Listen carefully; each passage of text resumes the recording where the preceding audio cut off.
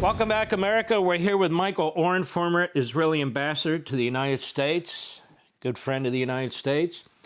So, Michael, from your perspective, what would be some of the basic items that should be accomplished in any negotiation?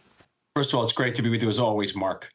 The original goals that were set out both by the United States and Israel at the outset of this operation, of Epic Fury, Roaring Lion, were fourfold. One was to stop Iran's nuclear program, then to remove the nuclear stockpile. That includes a stockpile of 60% enriched uranium plus 20% enriched uranium, about 2,000 pounds. And then also to prevent Iran from developing intercontinental ballistic missile capabilities that will threaten Israel, all of our neighbors, and frankly, now Western Europe, because we know that those missiles can reach Western Europe. The Iranians lied about the range. And lastly, to prevent Iran from supporting terror. Terror, Hezbollah, Hamas, the Houthis, terrorists around the world, carrying out terrorist attacks in Europe and in the United States. I was the target of one of those terrorist attacks in Washington, D.C. They didn't succeed, but they certainly tried. And over the course of the war, a fifth goal was added, and that is reopening the Strait of Hormuz. But certainly for Israel, the first four were essential. And those aren't just, those aren't goals of convenience. They go to our essential national security, and in certain cases, even to our survival. We're fighting a desperate war with Hezbollah in the north. And, if you read the mainstream media, first of all, you hardly hear that Hezbollah is firing rockets and drones at our soldiers and civilians in the north. But Hezbollah has rendered much of the northern part of Israel uninhabitable, simply uninhabitable. And if that happens, if Israel loses its north, it's only a matter of time until Israel starts moving its center. Hezbollah can shoot rockets. I'm sitting to you in South Tel Aviv. They can hit where I'm sitting from Beirut with their rockets. So this is a war not just for our security, it is for our survival. And so cutting off Iranian supplies, money, strategic support for Hezbollah is absolutely essential for the state of Israel. So the state of Israel needs to have the right to hit Hezbollah however it wants and whatever it needs to. It can't just fight defensively, so we need to take that into consideration. Our country does.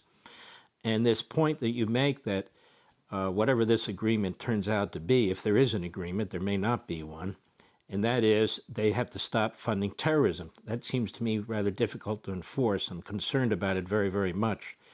Furthermore, even while they're negotiating with us, Hezbollah is attacking Israel. And I want to remind the American people, Hezbollah has killed an enormous number of Americans. And Hezbollah acts at the behest of Iran. And then you talk about ballistic missiles. I am greatly concerned in everything I read. I don't hear any discussions about ballistic missiles.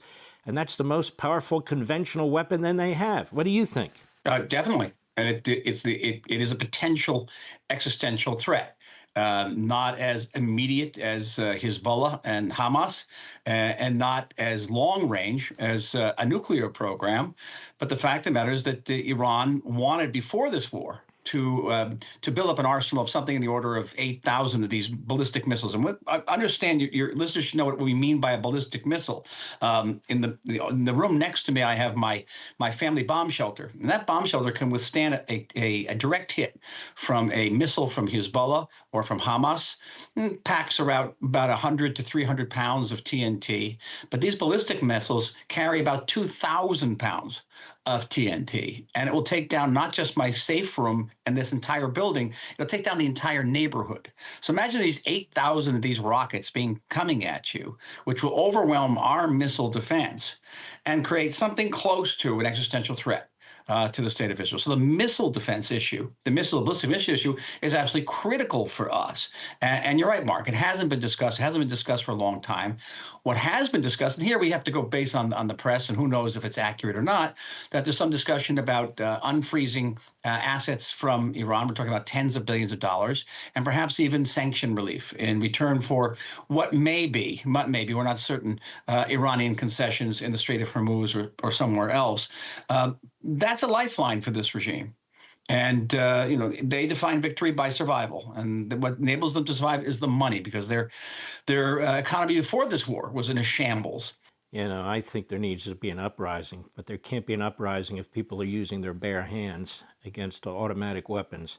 They need to get weapons. And I've been arguing on this side of the planet that we need to arm the Iranian people the way we armed other entities, freedom fighters throughout the world under the Reagan administration.